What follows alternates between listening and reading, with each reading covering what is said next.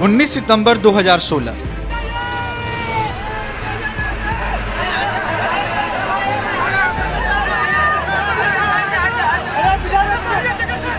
यही वो तारीख था जो आज से ठीक 5 साल पहले बेनीपट्टी के इतिहास का सबसे बड़े बस हादसे का गवाह बना। यूं तो 19 सितंबर 2016 को बेनीपट्टी थाना क्षेत्र के बसैठ के सुंदरपुर टोला के पास यह भीषण बस हादसा हुआ था, लेकिन इस हादसे की चित्कार दरभंगा से लेकर सीतामढ़ी जिले तक सुनी गई। भैया हम लोग जा रहे थे बस में, क्या हुआ नहीं देखा, बैग बस पलट गया, डूब गए पानी में। हमारा 2 बेटी 1 भाभी हमारा भी है बस में, नहीं निकला है भैया। आदमी था बस में? बस पूरा करीब पूरे सीट था, पूरा भरा हुआ था।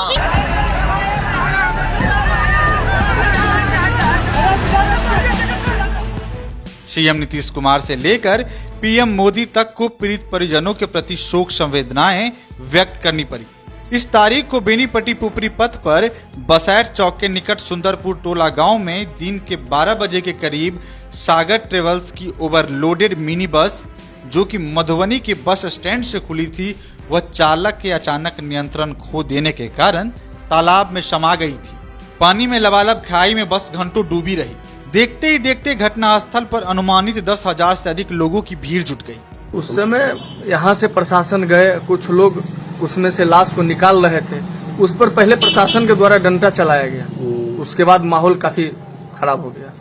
फिर माहौल कितने देर के बाद शांत हुआ था? माहौल फिर वहाँ से प्रशासन लौट गए, फिर बाद में जब अपना गए कुछ यहाँ का लोकल लोग सब बुझा समझा के फिर माहौल को शांत किया। उस दिन 2016 के दोपहर करीब 12 बजे की घटना है, जिस समय सागर ट्रेवल्स नाम की बस इसी जलकुंड में जल समाधि लिया हुआ था, जिसमें 23 लोगों की जान गई थी। और उस घटना के बाद आक्रोशित लोगों ने जब प्रशासन पर पथराव किया, उस समय बेनीपट्टी के तत्कालीन एसडीएम राजेश परिमल ने एक दिलेरी की तरह काम करते हुए, जब काफ़ी तनाव था उस समय भी उन्होंने रेस्क्यू के लिए अपने आप को तैयार करके बसैठ सुंदरपुर में पहुंचे और लोगों को समझा बुझा करके पूरे मामला को शांत कराया था। तालाब में समाई बस में फंसे लोगों को निकालने में देरी के कारण लोगों का आक्रोश प्रशासन पर फूट पड़ा। तत्कालीन एसडीओ राजेश परिमल, डीएसपी निर्मला कुमारी सहित सभी पदाधिकारियों को मौके से भागकर जान बचानी पड़ी। भीड़ ने पुलिस की जिप्सी को भी पलट दिया, जमकर तोड़फोड़ हुई। लोगों का कहना था कि अगर समय पर बचाव कार्य शुरू हो जाता तो अधिक संख्या में लोगों को बचाया जा सकता था। कई घंटों के बाद जब मौके पर मधुबनी के डीएम, एसपी, डीडीसी व सदर एसडीओ सहित स्थानीय प्रशासनिक व पुलिस पदाधिकारी पहुंचे तो ग्रामीणों ने वापस पथराव कर सभी को खदेड़ना शुरू कर दिया। अधिकारियों ने कुछ दूर जाकर शरण लिया।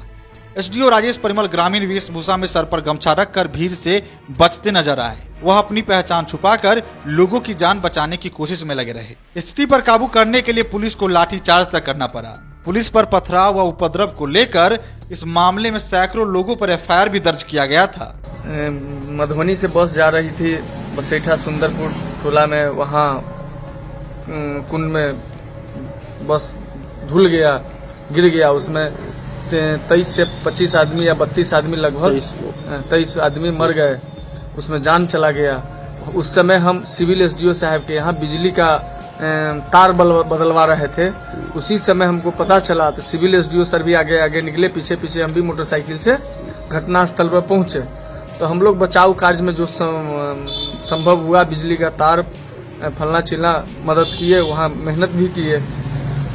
उसके बाद सिविल एसडीओ साहब को वहाँ से अपने मोटरसाइकिल से अपने ऑफिस में लाए।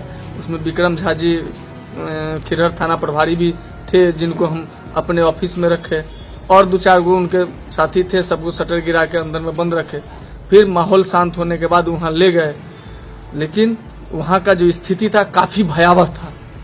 भगवान न करे कि ऐसा स्थिति फिर दोबारा कहीं पैदा हो। दिल एकदम बहुत काफी दुख हो रहा है। जब लाश निकला था जलकुंड से, उस समय वहाँ की स्थिति काफी भयावह थी। हमको लगता है वहाँ 10 से 15,000 लोग वहाँ। वहीं हादसे के बाद काफी मशक्कत करने के बाद प्रशासन ने घटनास्थल पर प्रशासनिक दबिश बढ़ाई और रेस्क्यू शुरू हुआ, जो कि अगले दिन तक चलता रहा। लगातार घटनास्थल पर 2 दिनों तक लोगों की भीड़ लगी रही। वहीं जब प्रशासन के द्वारा बस से शवों को निकाला गया, जिसमें प्रशासन ने 23 लोगों के मरने की पुष्टि की। अभी आप देख रहे हैं कि ये सुंदरपुर मोइन के सामने जो तालाब है वहाँ बैरिकेटिंग किया गया है, लेकिन कई ऐसे तालाब और भी हैं इस क्षेत्र में जहाँ कोई बैरिकेटिंग नहीं की गई है। वो चिंता का विषय है, जबकि अभी भी बदस्तूर जो इस घटना में जो मुख्य बातें सामने आई थी 2016 में ये आई थी कि उस समय जो बस यह इस जलकुंड में जल समाधि लिया था उसकी परमिट सीतामढ़ी और पुपरी जाने की नहीं थी, बावजूद वो परमिट का उल्लंघन करते हुए पाए गए थे। और आज भी बदस्तूर यह परमिट का उल्लंघन का खेल बेनीपट्टी ही नहीं, मधुबनी ही नहीं और कई जगहों पर यह अभी भी चल रहा है।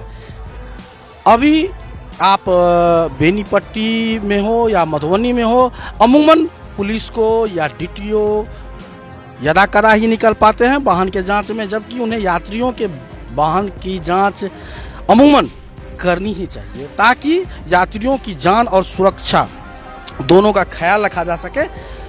वहीं हादसे को लेकर शुरुआती रिपोर्ट में यह सामने आया था कि बस जिस रूट से गुजर रही थी उसको उस रूट का परमिट भी नहीं था।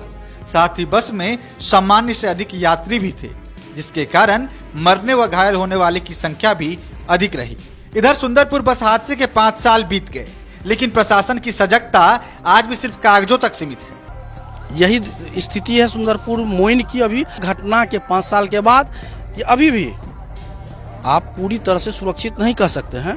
लोगों से जब हमने बात की तो लोगों का कहना था कि इस किनारे अधिक से अधिक वृक्षारोपण कर दे, उससे ज़्यादा सुरक्षा कहीं नहीं मिलेगा। अब जो वर्तमान 5 साल हो गया है घटना के, अब जो कहीं कहीं सड़क के किनारे आप तालाब देखते हैं, उसकी सुरक्षा को लेकर के क्या वाकई में सुरक्षा की गई है या बैरिकेटिंग की गई है या सिर्फ सुंदरपुर तक ही सीमित है? वहाँ सुंदरपुर में तो बैरिकेटिंग कर दी गई है, लेकिन और जगह सही से नहीं किया गया है। अच्छा, 5 साल पहले जब घटना हुई थी उस समय कहा गया था कि हर डीटीओ अपने अपने जिले में यात्री वाहनों की जांच करेंगे और देखेंगे कि कहीं ओवरलोड न हो और कहीं परमिट का उल्लंघन न हो। आप भी इसी क्षेत्र के लोग हैं, क्या आपको लग रहा है कि अभी भी उस नियम का पालन हो रहा है? जांच तो कहीं नहीं हो रहा है, तो जाहिर सी बात है कहीं न कहीं परमिट का उल्लंघन हो रहा है एकदम। आए दिन 2 पहिए वाहनों व चालकों को सड़क सुरक्षा के नाम पर कानून सिखाने और जुर्माना काटने वाली बेनीपट्टी पुलिस प्रशासन के राज में आज भी सड़कों पर ओवरलोडेड बसें चलती हैं। ना किसी पदाधिकारी को बसों की परमिट जांच करने की फुर्सत है, ना ही मेंटेनेंस के कागजात। इसके अलावे बेनीपट्टी मुख्यालय में आज तक बस स्टैंड भी नहीं बन सका। बेनीपट्टी पहुंचने व यहां से खुलने वाली सभी बसें आज भी बेनीपट्टी के सड़कों पर ही लगती हैं, जबकि बेनीपट्टी को नगर पंचायत, प्रखंड, अनुमंडल, विधानसभा का दर्जा प्राप्त है, जहां से स्थानीय जनप्रतिनिधि के रूप में बीजेपी के विधायक विनोद नारायण झा, एमएलसी घनश्याम ठाकुर, हरलाखी से विधायक सुधांशु शेखर, विस्फी विधायक हरिभूषण ठाकुर बचौल प्रतिनिधित्व करते हैं।